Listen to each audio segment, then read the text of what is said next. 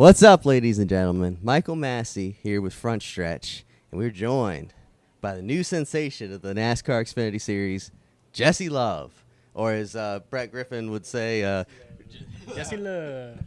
exactly. So how are you doing so far today? Pretty good. Obviously trying to stay out of the wind, right? But just keep an eye on truck practice. I'm going to go ask some guys I know down there how the wind's affecting their balance and what they're feeling inside the car. It's going to be, less of a factor in the Xfinity deal because we are a little bit less air dependent than they are. But it's a bit tricky conditions today for sure. Okay, so last week, we got to bring up last week first. You dominated the thing. That had to, after a week of reflecting, does it still sting? What are your thoughts on last week? No, I have a different mindset than most people.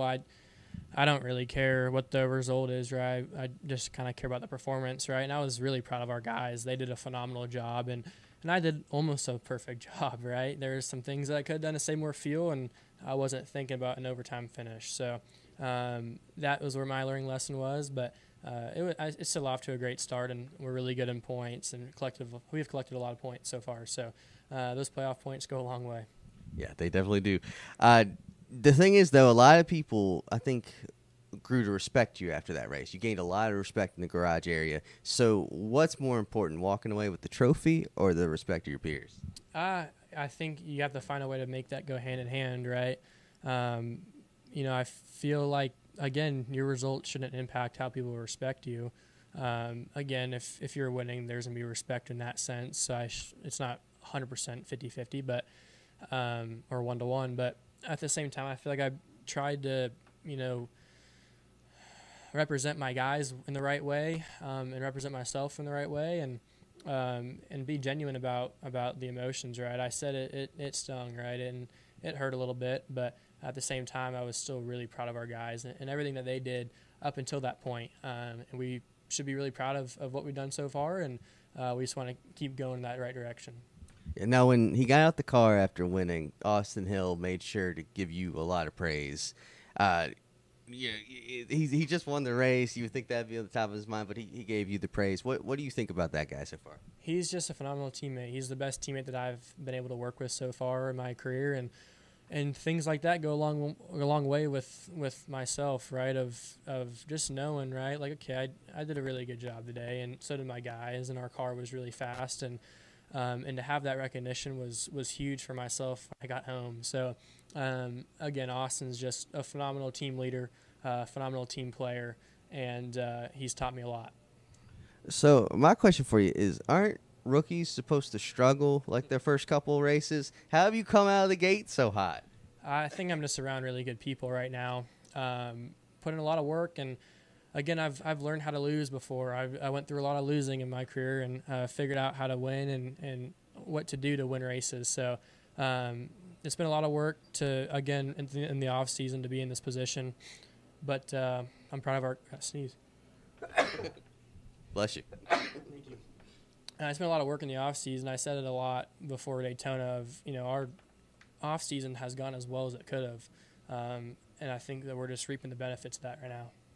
Now, after qualifying, are you going to be three? This will come out after the race, but are you predicting the future right now? Are you going to be 3 for 3? I think we have a really good shot at it. I'm going to drive the hell out of it and try my best to do that. And I think my car is capable of it. So, again, that's one thing that we can't control 100%. We could lose it by, just a hair, like we won it at Daytona by just a hair. So, at the same, I'm just focused on making sure that I do everything right in the car. And I feel like if I do that, then we have a really good shot at it. So it would be really nice. Keeping that number one pit stall is a big advantage. So I'm putting a lot of emphasis on qualifying, but I think our speed's going to be really good. Sure. Now, you come into RCR. I think it caught a lot of people by surprise. What was the process, and how late did all this kind of come together? It was like a little blip on the radar midway through the year, and then kind of just I wanted to stay with Toyota because I try to be a loyal person, and they had helped me a lot to that point. But I wanted to go full time in the top 3 series, and somehow that wasn't an option at the TRD deal, and it was over here.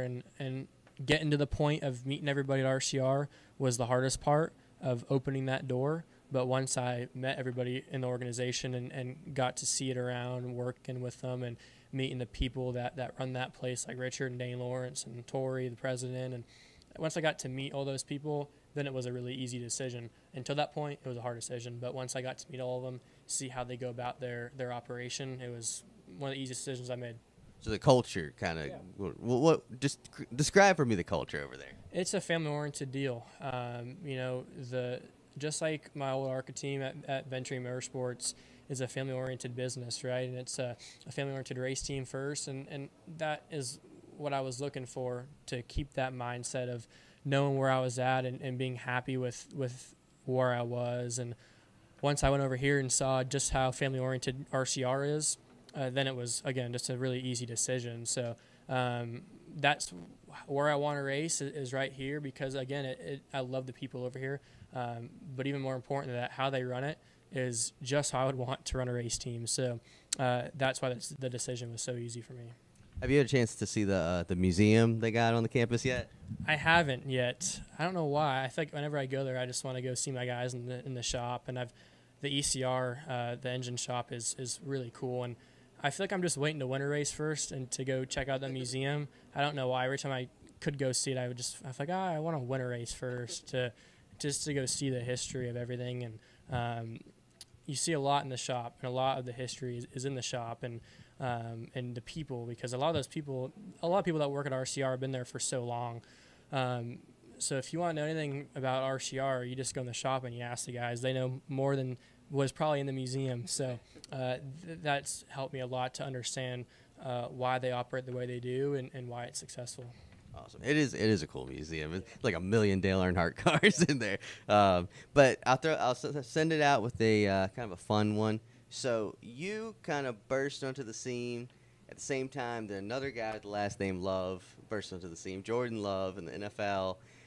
If he came to you and was like, hey, we got to do a collaboration on something, would you do it? Yeah, absolutely. I actually like the Packers a good bit. I did a lot of racing in Wisconsin, and Chris Wimmer, my crew chief and my car owner, when I ran a lot of super late races, was in Wisconsin. So I love everybody from Wisconsin. They're great people, and they're some of the best fans there are. And I was a big Aaron Rodgers fan, so and hopefully Jordan doesn't not like that, right? So again, I like football a lot too. Jordan was making me a lot of points in the beginning of the year last year, fantasy football wise, and then he made me lose some. So hopefully he can see this and next. Yeah, little legacy league, I think it's called. Okay, well, cool. You heard it here, Jordan Love.